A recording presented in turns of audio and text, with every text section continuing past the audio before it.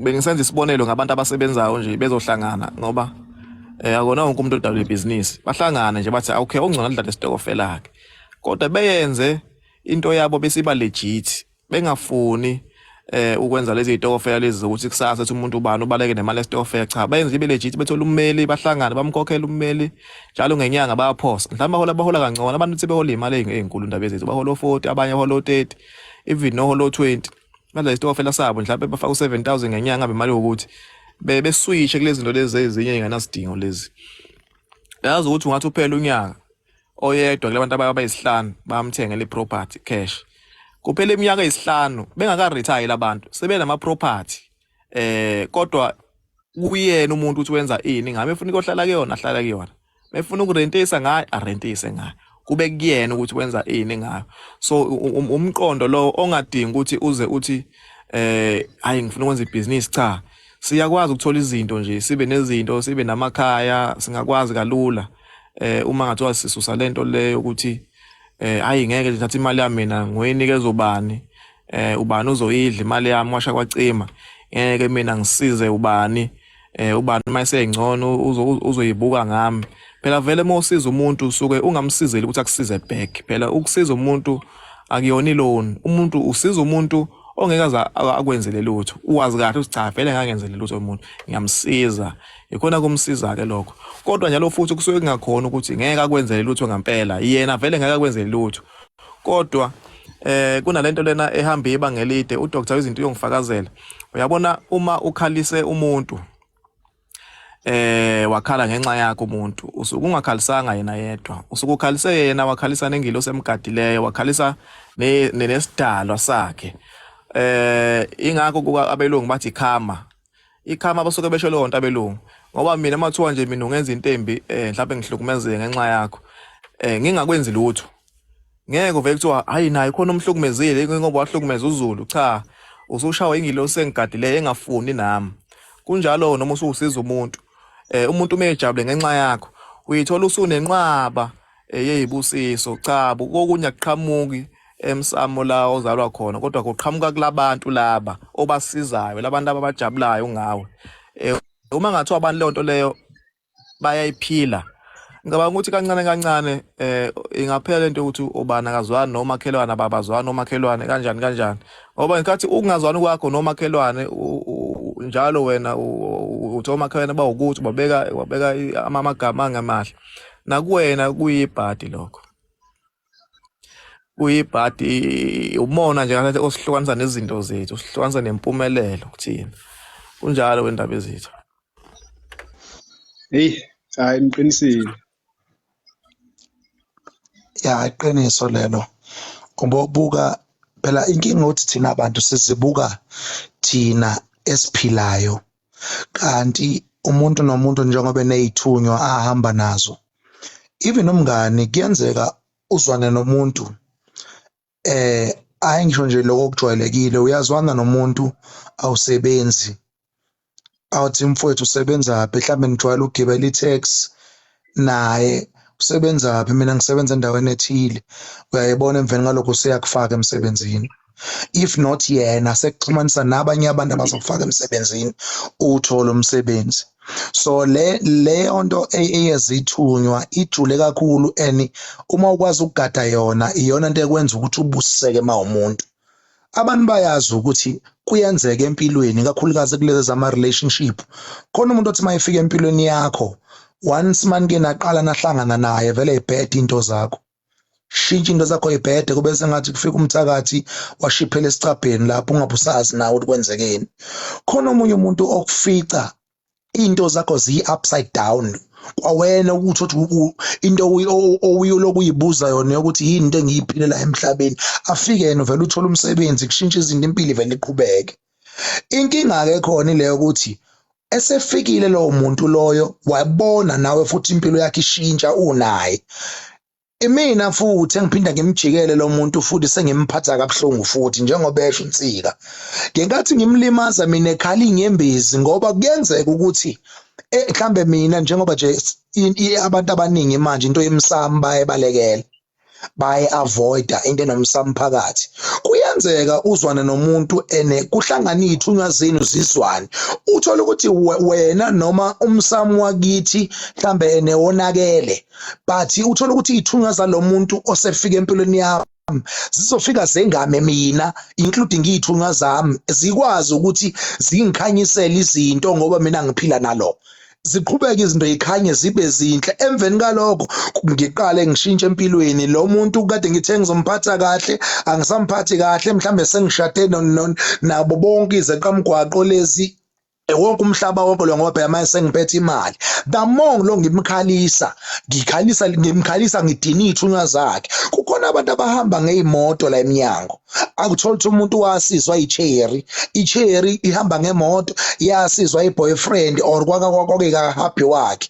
Into eyimfihlo kulento akazazi mhlazane ey'dinwa iy'thunywa seziyithatha lezi zinto lezi ngoba zinawo amandla okuyilanda into zazo. Asiyibuki lezo zinto thina, sesibuke thina ngenyama bese sihleze sihlukumezana sodwa. Even umuntu othi mayefika enkampanini yomlungu afike yena ngoba nakho mhlawumbe une-power ethize ayinikeziwe, uthola ukuthi yena uphila impilo yokuthi yena uxoshisa abantu emsebenzini, ufaka laba asuke azi ukuthi bazomnikeza imali ekumele ingene ephaketheni lakhe. Lezi ngane zonke ayilambisayo ziney'thunywa ey'hamba nazo, abazali abakhalisayo baqambela amanga emsebenzini ebaxoshisa baney'thunywa abahamba nazo. Naye one day khona into ezomehlela khona lapho ngoba yena u-invite i-curse uthi ayize kuye, kodwa yena kusuke kumnandi ngoba usuke ebona imali ezezandleni. Ingozi kakhulu-ke into ya-spiritual ngoba ukwazi ukuyibona ingcono ngisho le yezithi esuke zijaha ngemumva ngoba usuke wazi uma uyishiye ngemumva ukuthi bale kushone ngakephi. Ezaka-spiritual mujahwa yithunywa zomuntu omhlukumezile uzoyibalekela kanjani? Fana nomuntu ojabuliswa ukuthi yena umithisa amantombazana awu-10, uney'ngane eziwu-10, lezi ngane eziwu-10 akazenze lutho, akaze ahlawule ngisho eyodwa. Kusiza ngani ukuyishaya isifubulu ney'ngane eziwu-10 kodwa lezi ngane eziwu-10 kubo emakubo konina bazo zonke lezi ngane ubizwa ngenja khona ngoba ukazi uzenzele lutho. Wena even isibuso sakho besikade sisikhulu singangebhilidi, but lezi thunywa zonke zikhala, iphundleka njengesinkwa esibolile lento, ogcina wena uphaphama kwenye indawo uyisole, kanti ilezi ngane uyayibiza ngamagama ukuthi izingane zakho, but iy'nyembezi zabantu baphulile inhliziyo zabo awunendaba na. That is why kulula ukubulalana kwethu sodwa. Umuntu mayebulela omunye akabi nandaba futhi akayisoli ngalutho ngoba wazi ukuthi kulula nje. By the time igazi lakhe liwela phansi ikhona into ekulandelayo, but wena uzobona ngoba unukuma lapho ngehlela ngezansi. Siyathokoza dokotela. Injalo inkulumo oqeda kuyikhuluma manje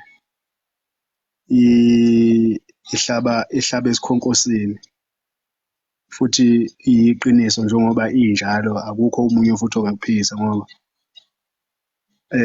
iyo lento esiyilwisayo dokotela ukuthi abantu abake bezazi ukuthi bangobani, abantu abayifunde. Ngake ngabuza omunye umbuzo lapha, abaningi ubadidile kakhulu lo mbuzo lo. Ngabona ukuthi hayi kunzima lapha esiyakhona, noma mhlawumbe asiboni ukuthi siya kuphi. Ngake ngabuza umbuzo, sengizobingelela umsabza. Ngake ngabuza umbuzo othi washonaphi lo muntu lona umuntu ayekhuluma naye esemncane esakhula, ngoba ingane angithi mayikhula isencane iyakwazi ukuthi idlale yodwa, iyakwazi ukuthi ikhulume yodwa, imtshele lo muntu ehleli naye lapha manje usuzogqoka, manje isikhathi sokuthi sidle, manje isikhathi sokuthi ngihambe ngiyokugeza, yenze yonke lento abayenza yona le ngane yenziwa umzali wayo, itshele lo munye ukuthi hayi manje sizogeza, manje sizodla, manje woza sizodlala, sizohlala la. Ngabuza umbuzo kubantu ukuthi lowo muntu loyo washonaphi, lowo muntu loyo owawukhuluma naye usemncane, abazali bakho beze bekubuza ukuthi hawu sibani bani, ukhuluma nobani? Ethi lona hayi ngikhuluma nomngani wami, awumboni yini mama? Umama ahleka athi hayi wena uyabheda, kanti ingane ikhuluma iqiniso vele ihleli nalento elangaphakathi kuyo. Ngoba abantu abaningi into abangayiqondi babona inyama kuphela bese bethi umuntu bayamazi, babona inyama kube ngizobona inyama kansika nje, ngibona ukuhamba kansika ngibona amehlo kansika, ngibona ukukhuluma kaNtsika bese ngithi ngiyamazi uNtsika. Cha, uNtsika ngimazi, ngazi umzimba wakhe, kodwa ngiyayihlupha yini mina ngokuthi ngiqonde ukuthi yini le ngaphakathi kwalo mzimba kaNtsika. Uma lo mzimba ungawa namhlanje ungena emhlabathini, ngiyakwazi yini ukuthi ngimbone uNtsika esengasekho emzimbeni wakhe?